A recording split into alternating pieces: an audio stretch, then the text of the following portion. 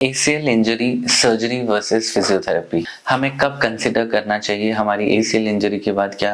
ये सर्जरी करने लायक है या हमें फिजियोथेरेपी और सिम्टोमेटिक ट्रीटमेंट लेना चाहिए। फर्स्ट एंड फॉरमोस्ट आप अपने पहले डॉक्टर के पास जाएं। इसके साइंस क्या होते हैं? जब आप कभी गिरते हैं, किसी का एक्सीडेंट हो जाता है या कोई जनरली एक स्पोर्टिंग इंजरी होती है, जब कोई फुटबॉल या क्रिकेट खेल रहा होता है तो उसके घुटने में ट्विस्टिंग इंजरी होती है, तो वो लिगामेंट हमारे नी के वो ब्रेक हो जाता है, उसको हम एंटीरियर क्रूशिएट लिगामेंट कहते हैं और वो टूट जाती है। तो ऐसे सिनेरियो में पेशेंट को चलने में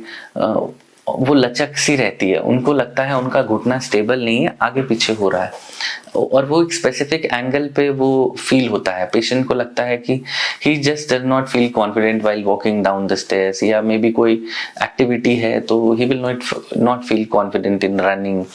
एंड तो ऐसे कंडीशन में आपको अपने सर्जन के पास जाना चाहिए, ऑर्थोपेडिक सर्जन, और वो आपको एक एमआरआई सजेस्ट करते हैं, क्योंकि एक्सरे में कुछ आएगा नहीं। एक्सरे में हड्डियां दिखती हैं और हड्डियों में हम फ्रैक्चर देख सकते हैं, लेकिन लिगामेंट इंजरी को अगर हमें डायग्नोस करना है तो वो सिर्फ एमआरआई में ही दिखेगा। तो एमआरआई में जब रिजल्ट आता है एसीएल टियर, कभी कभी वो पार्शियल होता है, इनकम्प्लीट होता है, तो अगर ग्रेड 1 ग्रेड 2 तक हम उसको फिर भी कंजर्व कर सकते हैं depending on the clinical examination. जब आप पेशेंट को क्लिनिकली एग्जामिन करते हो देन यू रियलाइज कि कितना ज्यादा वो टियर है, और वो जो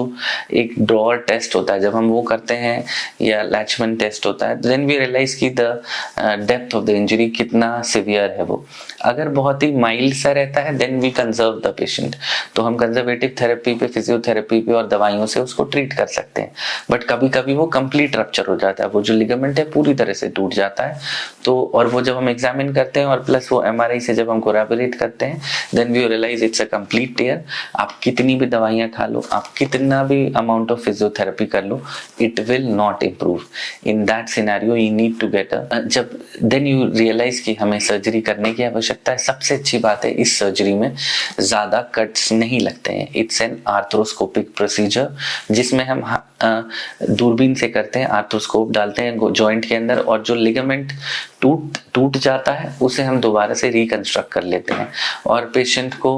अगले ही दिन से चलवा दिया जाता है। वो आराम से सारी एक्टिविटीज करते हैं और 1-2 महीने की फिजियोथेरेपी और रिहैबिलिटेशन एक्सरसाइजेस के बाद पेशेंट आराम से सारे काम कर पाता है। Return to the sporting activities after the ACL injury is around 6 months। वो रिगरस कॉन्टैक्ट स्पोर्ट्स में वापस जा सकते हैं depending on the sort of physiotherapy and the sincerity on which you do the physiotherapy।